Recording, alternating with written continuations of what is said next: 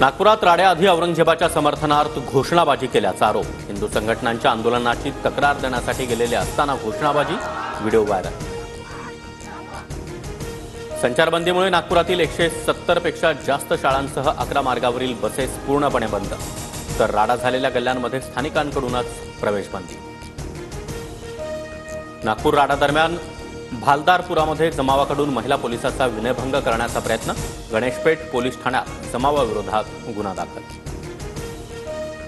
हात उचलणाऱ्यांना पोलिसांचा धाक काय असतो ते दाखवणार, आरोपींवर कठोरात कठोर कारवाई करणार, गृहराज्यमंत्री योगेश कदम यांचा इशारा। खुलताबाद आणि औरंगजेब कबर परिसरामध्ये ड्रोन उडवण्यास बंदी, अनुचित प्रकार घडू नये यासाठी प्रशासनाकडून खबरदारी। महाराष्ट्र एटीएस कडूनही नागपूर हिंसाचार प्रकरणाचा समांतर तपास सुरू, तर राडा प्रकरणामधील आरोपींना 21 मार्चपर्यंत पोलीस कोठडी, आतापर्यंत एकूण 46 आरोपी अटकेत।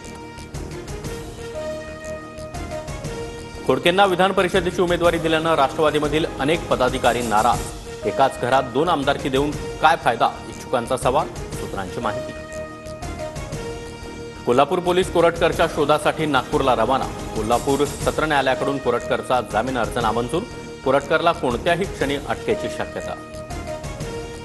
ॲडव्होकेट शेखर जोशी यांच्याकडून बुलढाण्यात उद्धव ठाकरे आणि संजय राऊतांविरोधात तक्रार, सामनातील संपादकीय लेखामुळे हिंदूंच्या भावना दुखावल्याचा आरोप।